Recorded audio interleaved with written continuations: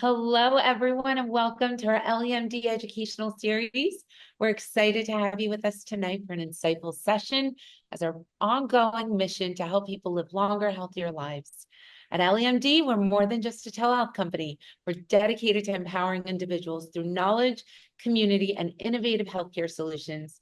We believe that education is the foundation of a healthier, more vibrant life, and we're here to equip you with the insight and tools you need to thrive. Tonight, we're honored to host Dr. Jacquie Leone, a That's leading good. expert in integrative and alternative medicine with extensive experience in personalized root cause approaches to healthcare. Dr. Leone will cover two key topics: everything you need to know about Sermorelin. I Hmm. know we all have a lot of questions. And as well as optimizing our microbiome. I think you guys heard she just came back from a retreat in Thailand, so she knows all about the microbiome and how to reset it, and she's going to talk to you guys all about that. So I'm excited to get started. Dr. Leone, it's so good to have you here. Hello, hello. Thank you for being here. Thank you for having me. I missed you so much. I'm familiar with you. It's a new group here, and I'm just excited to help however I can, answer any and all questions, and get everybody as excited about Smorelin and peptides as I am. You can hear Uh, the rain in the background, so I apologize if there's any inconsistencies with Wi-Fi, but I'm pretty sure we should be good to go. Yeah, no, so far, so good. So no Okay, issue great. here, but well, I know you very well, but I don't think our viewers and our listeners know you as well as I do. So why don't you start by sharing a little information about yourself and tell us how you became a naturopath doctor?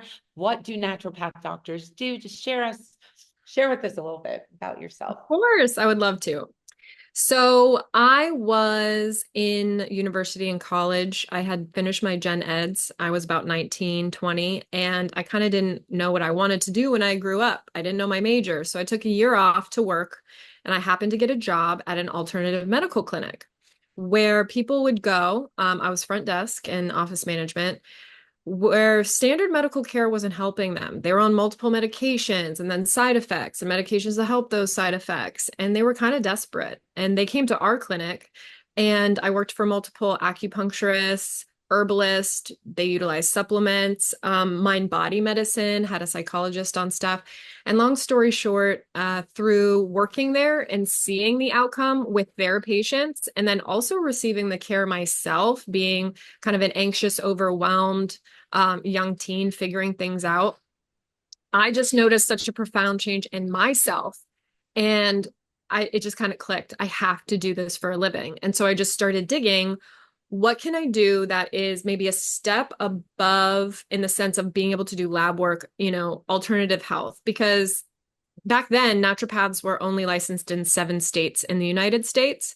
And there was only two schools emerging, a third school to be able to, medical schools to be able to get them licensed and so educated and licensed. And so it was really rare, and I didn't even know it existed. I had never heard of it before, but I did want to do medicine and lab work and be able to prescribe if and when needed. But I wanted more tools in my toolbox, herbs and supplements and acupuncture and things that I had seen work right in front of my eyes and experienced in my own body. And I was just so excited. There has to be this middle ground, not conventional medicine, but not all alternative medicine, where the two shall meet. And after doing some digging, I found naturopathic medicine. And, you know, I was kind of confused. Is this like, am I a real doctor? And 4 years of medical school, board exams, licensure, residency. It was the full gambit of everything that I was looking for. And so that fall, I signed back up. I finished my undergrad in psychology, specifically child development and family dynamics.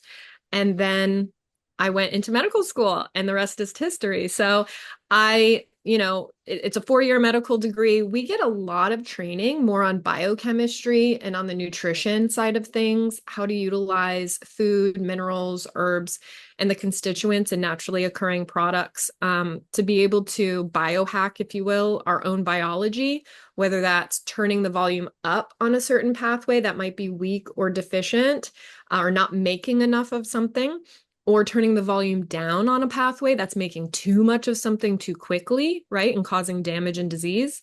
So What I really love about it is I have similar tools. I kind of overlap with a standard MD or DO in the sense of labs and imaging and pharmaceuticals and surgical, recommendations and things like that.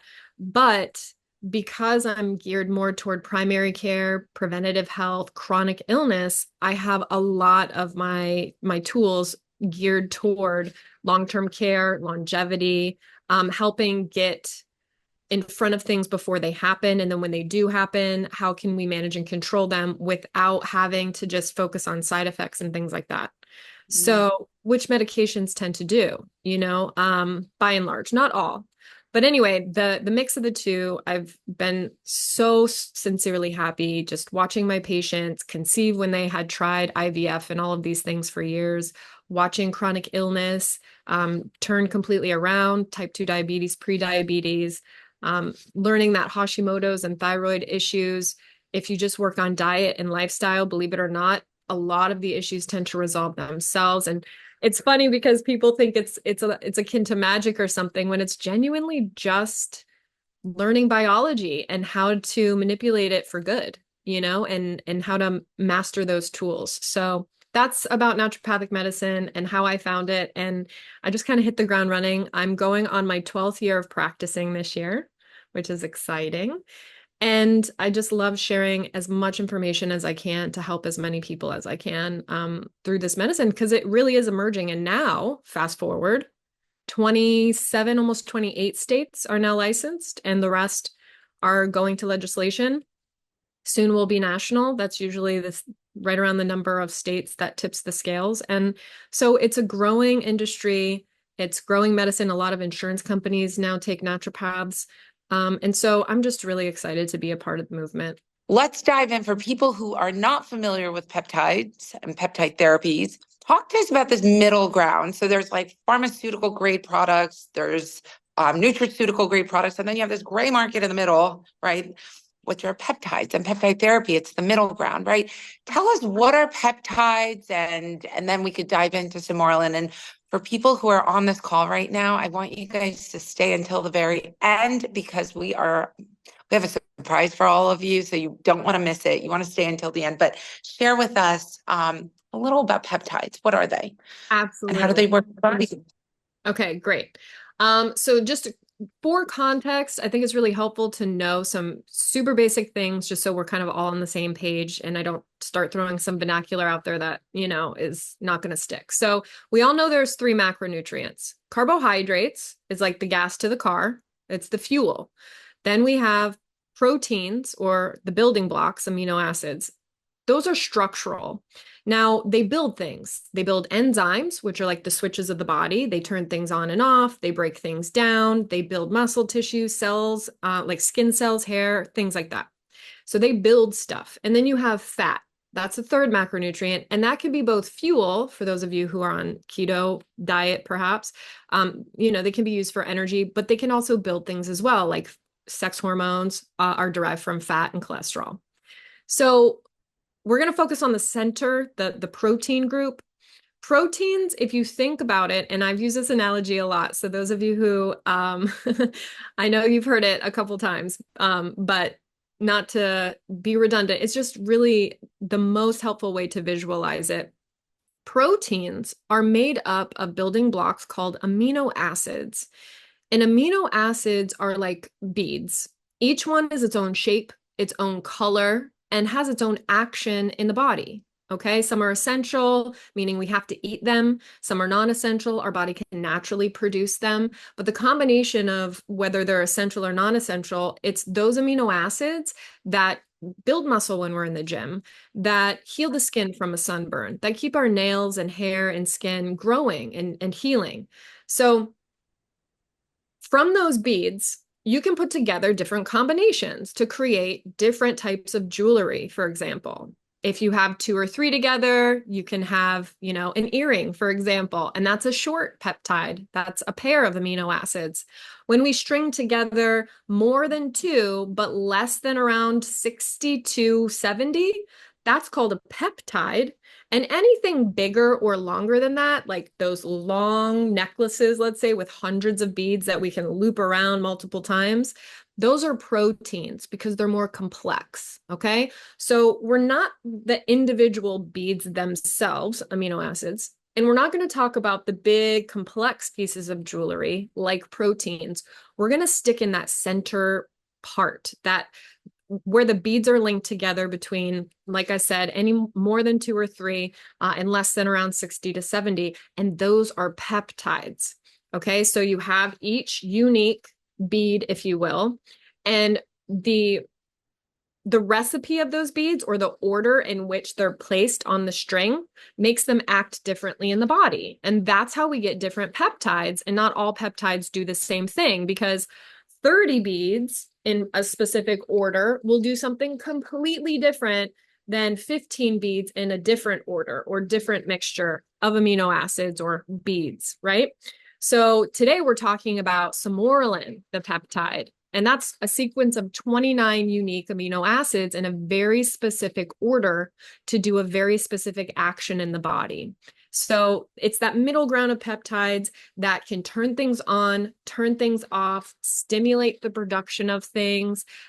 They can grow things. They can stop things from happening, right? Like we know, some of us here know peptides, like semaglutide or tirzepatide, that stop the appetite, suppress the appetite, right? Or slow gastric emptying. So that's a peptide that acts to slow and or turn things off.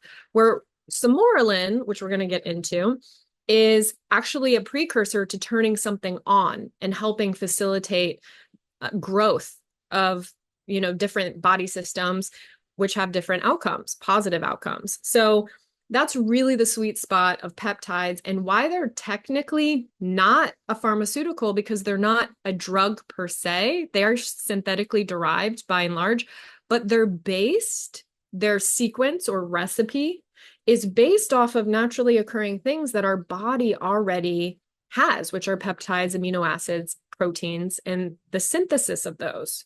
So it's not technically a nutraceutical. It's not technically a pharmaceutical. It's its own thing, right? And what you were saying, that gray area, which is why it's considered natural, because it's based on our own bodies, synthesis of certain substances. But it does require sometimes like a third party or a physician or somebody to be able to regulate them to ensure high quality and bioavailability, that the body will recognize it and utilize it to the best degree it can. We could get into, we'll get into the Sermorelin and we'll talk about that. But I really want to emphasize, and I've been talking a lot about this, about individuals making sure that they get their peptides from reputable pharmacies and not research grade. Can you quickly, before we dive into Sermorelin, talk about lipopolysaccharides and how in research grade pharmaceuticals or peptides are prevalent, and the accumulation of the LPS? Like, you need to avoid the research grade products, why it's not safe, and why you should buy your peptides from reputable pharmacies. Can you just briefly touch on that? Yes, of course, of course. So I think it's just like almost anything we're going to be putting in or on our body. We want to make sure that the body can recognize it as usable and not toxic, because then our defense systems, like LPS, for example, right? Lipopolysaccharides are a defense mechanism that the gut produces to protect us. And that increases inflammation and prevents the absorption of certain things. And there's multiple ways that the body responds to toxic things or foreign things that it doesn't recognize. And so it's very important to have third-party testing of all of these peptides wherever you buy them, making sure the compounding pharmacy does their due diligence. So not only are you having the actual manufacturer of the peptide, but then you're having them have a third party, just completely objective third party, look into the purity, look into the bioavailability, and they're actually given certificates of purity. And the website should disclose that, the company should disclose that. If they don't, then clearly there's probably something they're hiding. Definitely never utilize products that hide behind the guise of a proprietary blend, because a peptide is very straightforward. It is a specific sequence of beads or amino acids in a specific recipe, and that's what it is, and that's always what it is. Any additives or derivatives have to be disclosed for the health of the the patient because, or the person using them, because we have to know how it's going to interact with potential medications, nutraceuticals, or anything else that they're doing or taking. So we have to know that it's pure. And the best way to do that, again, is to go to compounding pharmacies, companies like yourselves that look for those certificates of purity, that take that responsibility serious, and they're delivering quality products that are going to be effective. And that way we can lower that inflammatory response and that GI response, and we can mitigate side effects that way, and we can maximize the benefits. We can maximize the outcome that we're seeking, which are all of the great changes that these peptides can potentially turn on in the body, you know? I love that you touched on the interaction with different drugs or history that you may have. And that's why you do need a doctor's oversight. You shouldn't get your peptides from a research grade website. So whoever's doing that, just make sure, beware. We told you. Okay, so let's shift gears and talk about Sermorelin. Can you tell us what it is, how it works, all the good stuff around Sermorelin? Absolutely. Okay. So Sermorelin is synthetic, but it's based off of, it's known as a secretagogue. It's a fancy word to say it helps stuff secrete. It helps our body make stuff. And in this sense, it's the precursor before growth hormone is created. So in the world of bodybuilding and athletics, that's really where peptides originated. For those of you who follow sports or anything like that, if you've known one of your favorite athletes to get injured and then they're back on the field or on the court within weeks, when it would take a normal person months to heal from something like that, chances are they're getting some sort of peptide therapy or platelet therapy or something along those lines, because it's stimulating the release of things that need to rebuild those tissues that were broken down in that injury. And so now they're available to the public again under the guise and protection of physicians, of course, monitoring. But what you're essentially doing is right now there are two schools of thought with lowering body fat, increasing body mass, helping protect the brain from things like dementia and Alzheimer's and Parkinson's, getting higher quality sleep because that's where healing occurs, rejuvenation occurs, calming the nervous system down, rebuilding weak tissues. Maybe it's in joints, maybe, it's in the GI tract, for example. You can either inject growth hormone directly, but then it's not regulated. You're kind of saturating the body regardless of if you're low, high, or medium. You're just kind of guessing. And too much growth hormone, unfortunately, it makes everything grow, even tumor cells. And so if you haven't gotten, scanned, or you're not monitoring certain things like that, if there's something in the body you don't want to grow and you just saturate the body with growth hormone directly, it's a dual-edged sword, because yes, you can get hypertrophy and muscles and lower fat and all these things and look great and maybe feel a little bit better, but we don't know what's happening under the surface when it's just the growth hormone being delivered directly. With Sermorelin peptide, what it's actually doing is triggering the release of your own body's growth hormone. So you're not injecting growth hormone, you're injecting the thing that stimulates the release of your unique growth hormone, and in ratios that are specific to your body and your body's needs. So if you are taking Sermorelin, and let's say you had a body injury, I've seen patients do it for like back injuries, for example, or to grow muscles and get leaner. And then you're going to the gym and you're working out. Your growth hormone is going to be utilized for muscle mass. Your growth hormone, if it's injected in the area of an injury, is going to create what's called angiogenesis, or new blood flow, new cartilage, new tissue to that joint to repair that joint, right? So it's going to stimulate it in a manageable amount that's going to diminish the possibility to a great degree of negative side effects, because we're not just feeding any and every cell. Now, to some degree, right, there's always potential chances. That's why you want to be monitored by a physician. You want physician to support to check in on those things if you are experiencing side effects. But it tends to be a lot safer and can, again, just mitigate negative side effects, because you're not just fire hosing the body with a synthetic growth hormone. You're turning on your own body's natural growth hormone that's bioavailable to you, that's recognizable by your biology. And so it tends to just make more progress in a smoother way with less side effects and negative aspects that are associated to that growth hormone. So unfortunately with bodybuilders and athletes and things who have been doing this for years and years, um, they were the essential guinea pigs, so they were getting stronger and faster, but then long term we were seeing issues. That's why we're introducing peptides because they're safer. And that's why now they're available to the general public, again, under the guise of a licensed physician to monitor because there are always safety issues. But by and large, it's proved over time, Sermorelin is just, as a peptide, is much safer than giving growth hormone directly. Mm.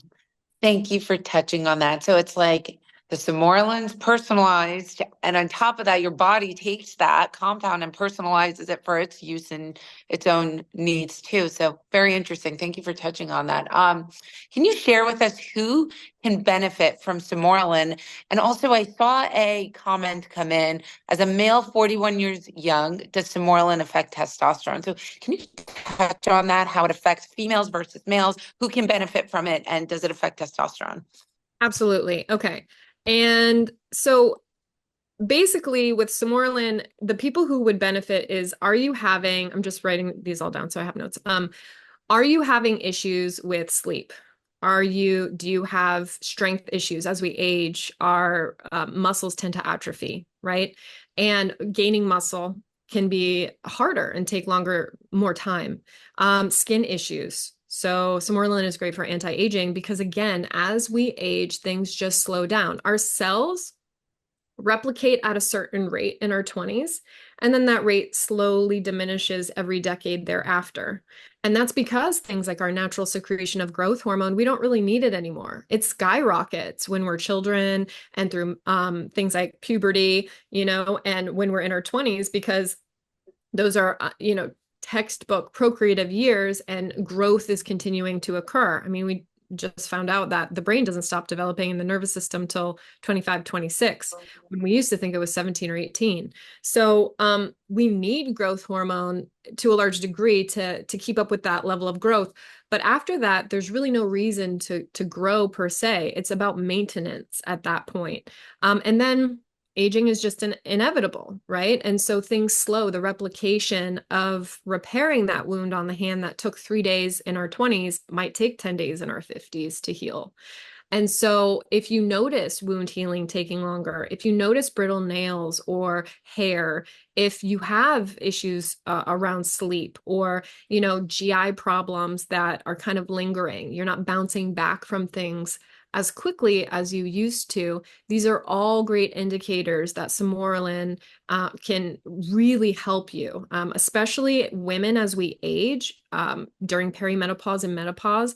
Osteoporosis is a real thing, and Sermorelin can help with bone growth and maintain bone density. Again, a number one driver and preventer of developing cancer later on is, believe it or not, maintaining a certain muscle mass.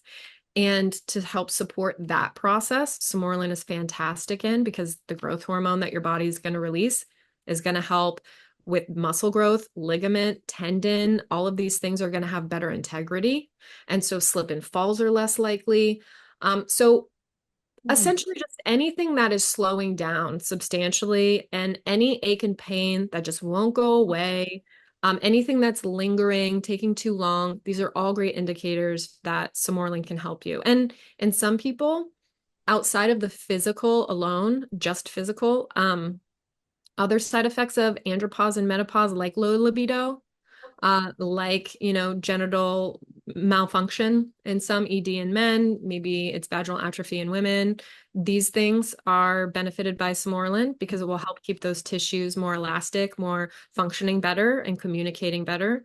And then also mental health, because it's great neuroprotector, Sermorelin. And so the growth hormone of neurons in the brain, keeping memory, keeping gray matter, white matter developing, neuroplasticity, which is like the growth of different pathways in the brain, being able to remember things. So if you're becoming forgetful, or as you age and go through these hormonal changes, you're experiencing things like anxiety or depression, Sermorelin has been shown to help maintain the production of those things and help the neurons communicate better, protecting them from potential long-term degradation, and things that are just related to natural changes. People don't have to suffer like they used to and just chalk it up to, oh, it's nature. It just happens as we age. Yes, but we can now better control the volume and the degree to which that happens. Mm. Can you touch on the effects of Sermorelin on testosterone? And also, would it benefit men versus women more, or does it just affect both populations equally? Can you touch on that a little bit? Yeah. So Sermorelin is going to work with different, because of the way that it stimulates the growth hormone, it's not going to necessarily help increase substantially the release of testosterone, but it will help the testes function better, the prostate function better, which that's where it's produced, right? And it will make you use your own testosterone more efficiently. So, like, let's say you're going back to the gym after not going, or you are in the gym, but you're still noticing you're not making gains as much.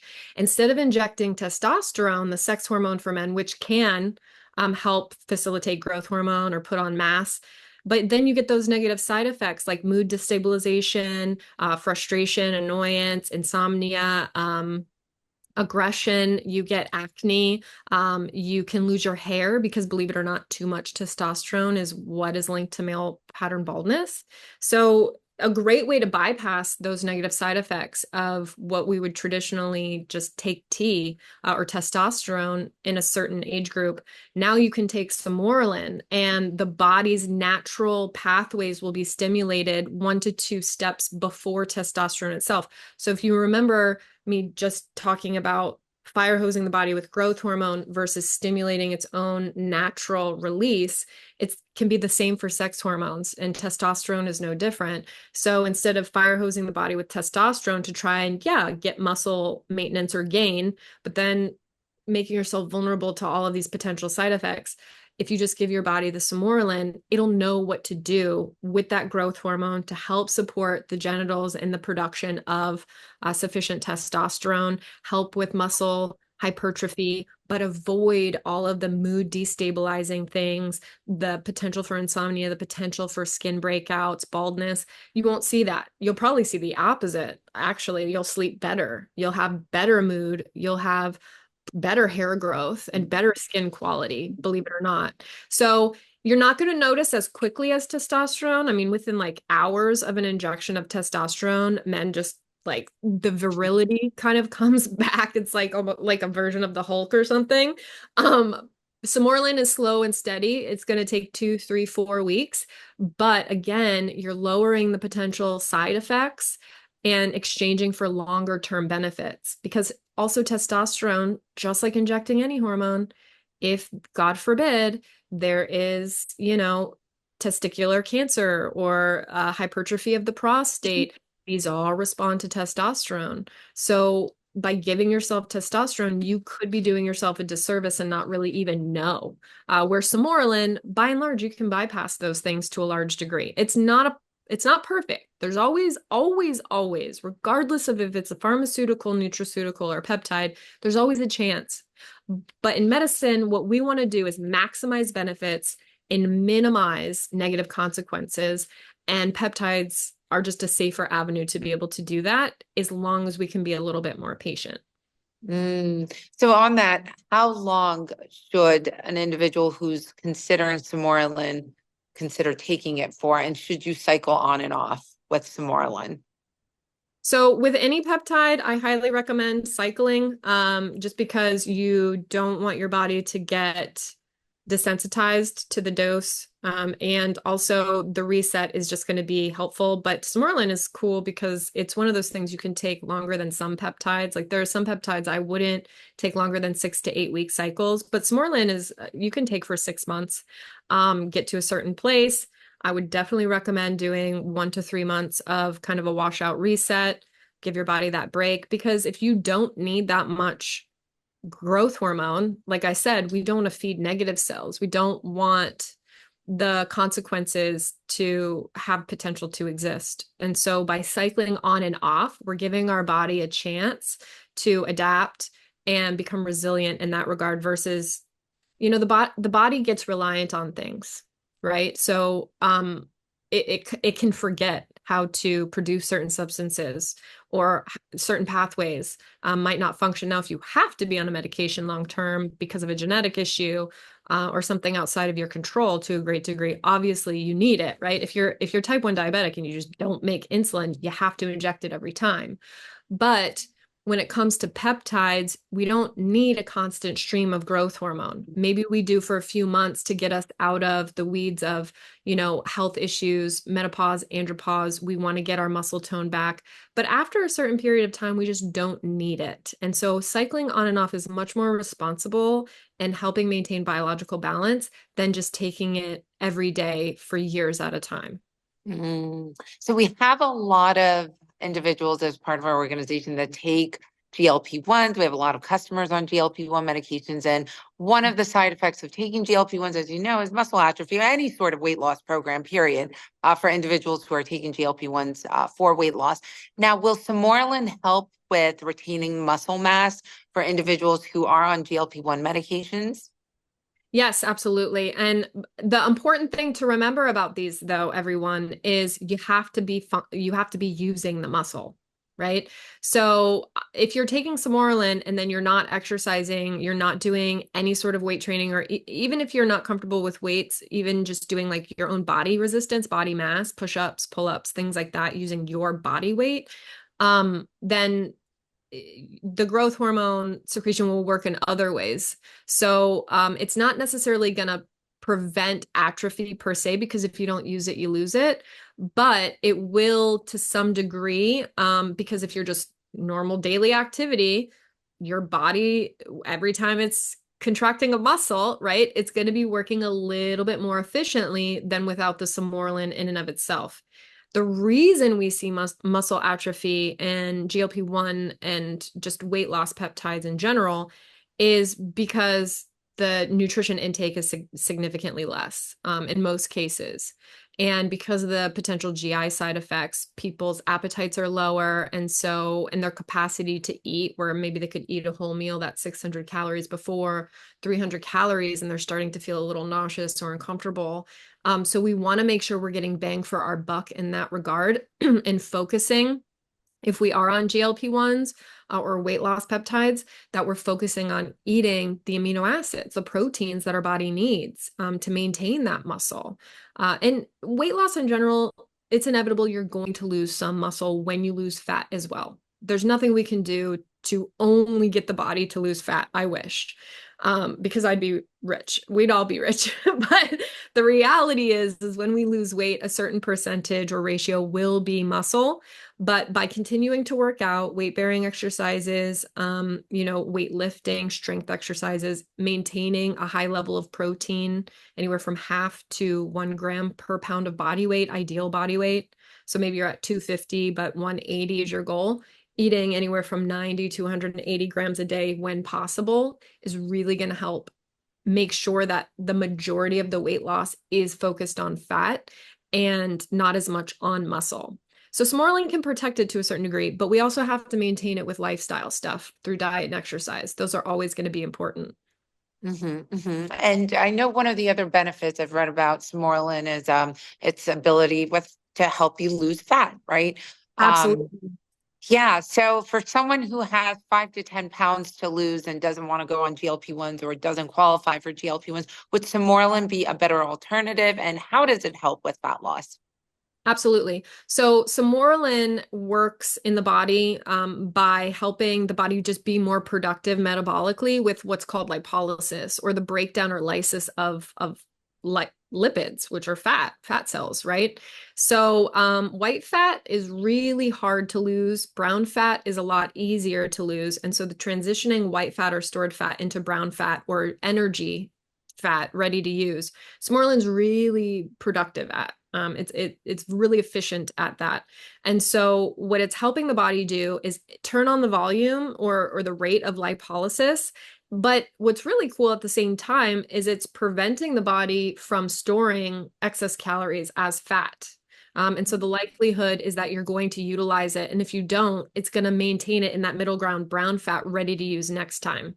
And so if you're trying to change your body composition, let's say, maybe your weight, like you said, it's 5 to 10 pounds, or you're indifferent to the scale. You just want your clothes to fit better, or you want more muscle mass and less body fat. You want to tighten and tone, but it's not really about obesity per se. Sermorelin is great for that because when you do work out, when you do go to the gym or you do, cardio exercises, it's going to increase that metabolic rate, the likelihood of putting on that muscle that much faster. And so where, maybe it would take 3 months for your body composition to change in the right direction, it could take as little as 6 weeks for some people who are diligent about, diet and exercise and things like that.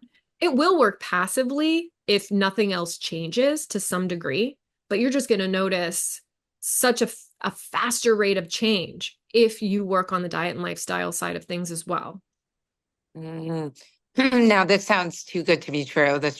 I'm excited. I'm like, I want to get on some more. Well, I have, and we'll talk about that. But like everything that's too good to be true, there's side effects to things. So can you touch on the side effects of Sermorelin? And also, I mean, as you talk about side effects, will it stop the natural production of human growth hormone? A lot of people are concerned about that. So can you touch on both if you're on the medication for long-term use? So I medically would never recommend it longer than 6 months. You've maxed out the benefits. You just have. Your body needs to learn how to make its own growth hormone. We've stimulated the growth hormone secretion. We don't want to overstimulate things like the pituitary or the thyroid. So there is a small chance, anywhere from 3 to 6%, most studies are showing, of developing something like hypothyroid, which is slowing of metabolism. Which is what we don't want. And so people who already have signs of hypothyroid, Hashimoto's, thyroid disease in general, definitely make sure. I mean, it's been shown to not aggravate that at all in a lot of people, but again, there is a small chance. So that's why you want to monitor with your physician. So definitely be aware of that potential. I'm sure you've already discussed with your team the potential for like thyroid cancer with GLP-1s. It's rare, and only animal studies in that regard has really shown proof. It just hasn't been on the market long enough for human studies to know for sure. So there is a chance, because think about it, everyone. The thyroid is the gland of metabolism. It's also the thermostat of the body, right? And so it's keeping our core temperature at homeostasis all the time, whether we're sleeping or awake or active or not. It's keeping our core temperature a certain level for health, and that requires energy. And energy comes in the way of calories. That's how we utilize them, whether we're eating the calories or we're using the stored calories we have in the form of body fat. So the thyroid and the pituitary have a very intimate relationship, and growth hormone is produced in the pituitary, as is thyroid stimulating hormone, or the precursor to thyroid stimulating hormone, which again manages our metabolism, or how efficient we are at using calories, right? At using energy. So when it's slowed down, we're not using energy very efficiently, and things slow down. Our digestion, we become constipated, our hair thins, our skin isn't healing as quickly, right? So we need to be really aware of people that have a predisposition for thyroid stuff. So be careful there. But again, some people, I've had patients with minimal hypothyroid and they respond great. So I do just want to put that out there, obviously. There's not enough studies on things like pregnancy and lactation either. You just don't want to mess with pregnancy. I mean, that's its own miracle. And if you stimulate growth hormone during a pregnancy, you don't know how that baby could be too large for the birth canal. There could be complications during delivery. You really don't want to mess with the body's natural ability to produce breast milk. Again, in some cases, it might, like outlier cases, but I just would not mess with it in pregnancy and lactation. You also want to be careful. And I mentioned this before, and I don't want to like throw this around willy-nilly, because the C word is a serious thing, right? Cancer, it's a big deal. 1 in 4 to 5 people will be afflicted with some level of cancer, whether it's benign or malignant, in their lifetime now. It's one of the more common things that are occurring. And cancer in and of itself is just the aggregate or adding up of mutated cells. A cell got damaged somehow from lifestyle, nutrition, genetics, and it tried to replicate itself, it tried to replace itself. And that replication was mutated as well. And that tried to heal and replicate itself, and that was mutated. And before you know it, you get what's called proliferation or overgrowth of these mutated cells. And that's cancer. So just like anything else in the body, right? If we're giving a peptide that's going to stimulate the growth of things, it's going to, in some cases, stimulate the growth of mutated cells. So that's, again, why it's really important to do it under the guise of a physician. If you have a history of any type of cancer, it might be contraindicated for you. Although benign cancer, having biopsies, like, how some people can get actinic keratosis and get it removed, or from the skin, or anything that's benign and they have whatever that is removed, chances are the likelihood is it's safe. But again, you have to talk to your physician. You have to maintain your case management. But anybody else who's ever had anything malignant or systemic where it's like all over, like a lymphoma or something, or leukemia, you really probably want to prevent and avoid anything that's going to stimulate the growth of those potential cells. And we all have mutated cells. That's just the nature of biology, everyone. So it's not anything to be kind of scared of. You can't control it 100%. There's pollution in the air. We're putting things on our skin and in our body every day, drinking, smoking, just petroleum in general, products, like it's constantly happening. But what we want to do is try and protect the body the best we can by mitigating our exposure to that and maximizing protection methods. And so, in my professional opinion, just steer clear if you have a history of serious cancer. But otherwise, like I said, in 95 plus cases of people on Sermorelin, you're safe and you can diminish potential for side effects. But we always have to be careful and sensitive to those outliers, right? Because that kind of impact is so serious and everybody deserves high quality health. So please always see a physician. I can't stress that enough, and be monitored. And any negative side effects you're experiencing whatsoever, GI discomfort, headaches, aches and pains, just anything at all, please, please, please disclose to your physician as soon as possible so you can get checked out. And your personal healthcare physician, right? Because they have your entire history versus the doctors that we have. So always consult your personal physician, your doctor, nurse practitioner, whoever it may be. But let's go back to all the benefits. Let's go back and talk about, so it has anti-inflammatory benefits, neuroprotective benefits. It helps with muscle, helping you build muscle, with fat loss. That all sounds great.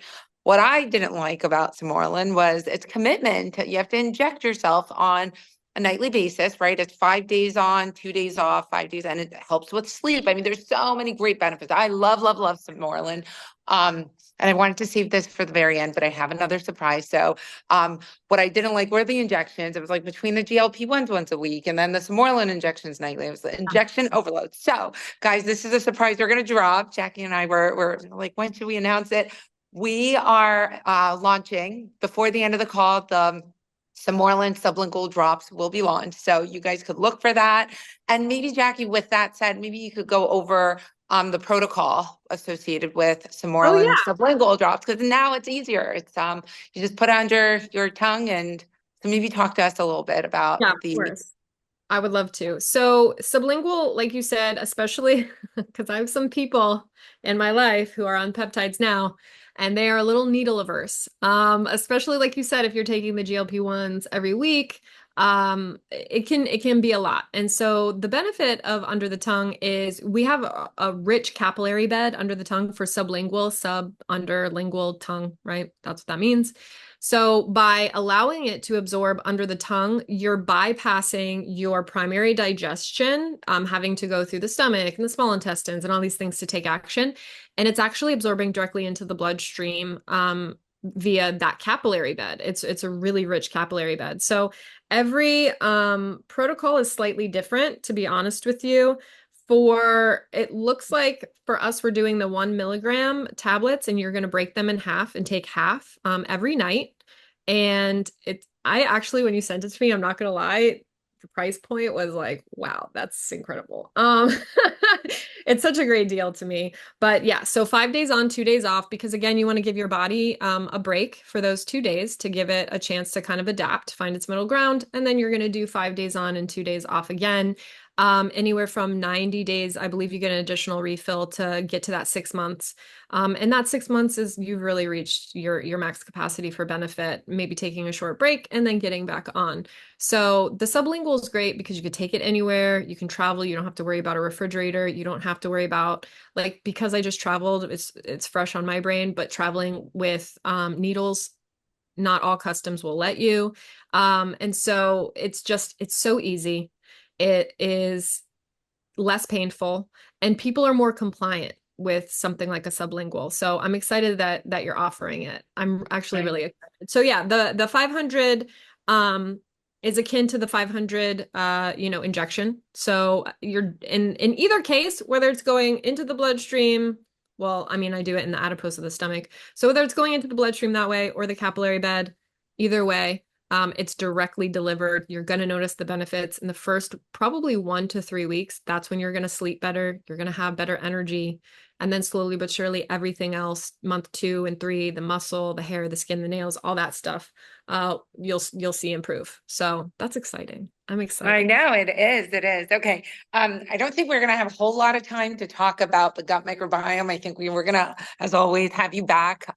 We love having you here. So maybe just touch on briefly why you went to Thailand to reset your gut microbiome, and just quickly touch on, we have a hard stop at 6, but touch on what role the gut microbiome plays when it comes to longevity. Oh, absolutely. Okay, really quickly. I love the gut microbiome. I actually wrote and delivered a course for 8 years on it because I'm so passionate about it. The gut microbiome is essentially all of the bacteria, the fungi, the viruses, all the good stuff that are going to support your body. 90% of your serotonin, your happy hormone, is released in the gut. Okay. Your immune system, immune cells, MK killer cells that engulf bacteria and viruses that are bad. Not all bacteria and viruses are bad. Some are good. They're called commensal or beneficial. But some, staph, strep, they make us sick. And so the cells that engulf and kill them and then imprint and remember them, I'm going to remember you for later. So next time I'm exposed, I'm going to fight you off faster and more efficiently. Those are our B cells and our immune cells. They're all produced by the microbiome. The microbiome also helps release things like leptin and ghrelin, I'm really hungry, feed me, or I'm full, please stop. These are all communicated through the gut microbiome. It's like its own little planet of alive things. We actually have more microbes in our body and on our skin because there is some microbiome on the skin protecting us than we have our own actual genetic cells, which is kind of fascinating. Wow. So if you have dysbiosis, dys meaning imbalanced, right? Biosis, biotic. If you have an imbalance of your own biotics in your gut, if you are bloated after every meal, if you're exhausted after every meal, you get headaches, you have mental, emotional issues, like your mood is just so imbalanced, you can't sleep because serotonin turns into melatonin, our sleep hormone. Or your weight, you're just constantly craving sugar. Candida is a yeast. It is a bad microbiome bug. We need a little bit, but when we get too much, we crave sugar like crazy. And when we don't give that sugar to that yeast, it's going to crave it and crave it and crave it as it's dying off. So if you're like, I know I don't want to eat sugar. I feel so compelled. It's like, I have to have it. You could have candida overgrowth or dysbiosis in your microbiome. So the microbiome for weight maintenance, mental, emotional health, physical health, immune protection, it keeps the bad guys out from being absorbed into the gut lining and into the master circulation of the body. They fight inflammatory cytokines, which when they get in the blood, they can cause depression in the brain. By and large, it's our biggest defense system and our best friend, biologically speaking, in terms of an organism that isn't our own eukaryotic or like genetically similar cell. So Sermorelin and peptides in general don't necessarily address microbiome like probiotics or eating fermented foods do. But what it does is create a beneficial environment, a better healed gut, a better functioning gut so that your microbiome can proliferate, be healthy, be abundant, and treat you well, maintain your weight, mental and emotional balance, sleep. All of these things are so, so important. So if you're having problems in any of those areas, I would definitely get your microbiome checked out. Oh, I love that. Well, thank you. Thank you for touching on the gut microbiome. I think it's a topic that we'll have an entire series on that. We'll bring you back so you could talk about gut microbiome. But this is really exciting. Thank you for all of the information you shared on Sermorelin. I was going through the comments and gosh, everyone's like, Dr. J, we need you back. And yes, it's going to be available in all 50 states, the Sermorelin tablet. So you'll see it. You should see it. Hey, Hansel, I hope you have it live. You guys should see it live, the sublingual tablets. It should be online. But thank you so much, Dr. Leone. As always, we love having you here. We can't wait to have you back. We got to do a deep dive on the gut microbiome. We didn't even get to the questions. There's tons of them. So, Aw. I would yeah. love to. Yes, I'll come back. I'll answer any and all questions. We can talk about whatever everyone wants to. I definitely want to be a support. I love that you've started this. I'm so passionate in helping you. You are an incredible gift to the world of health. And it's just always so fun to work with you. I know. Likewise, I feel the same. Thank you for educating our community. This is just as important as the products and services we offer. I think education is huge. It's one of our core pillars. So thank you for coming on and sharing everything that you know and your knowledge of over the past years and years and years. Thank you, thank you, thank you for having us join you tonight. Thank you, everyone, for being here, and we Thanks, can't wait to see everyone. you soon. Have a See you great soon, night, everyone. everyone.